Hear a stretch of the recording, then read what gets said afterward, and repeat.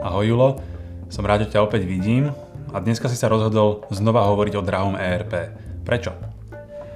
Dôvod bol ten, že sa ľudia ozvali, keď sme zverejnili príspevok na blogu a pýtali sa ma, či sa môžeme tej téme venovať aj z pohľadu odberateľa, toho, kto investuje, nielen z pohľadu dodávateľa. A ďalší dôvod bol ten, že je diametrálne iná situácia medzi tým, ako sa investuje do ERP, ako sa vníma predraženie v komerčnej sfére a v sfére verejnej publiku. Tá komerčná sféra je špecifická tým, že tam platia dve pravidlá.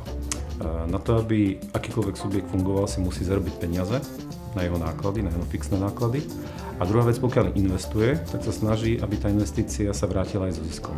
Toto je základný rozdiel proti publiku, kde tá investičný zdroj vlastne pochádza zo štátneho rozpočtu a ľudia sú vlastne vykonávačmi.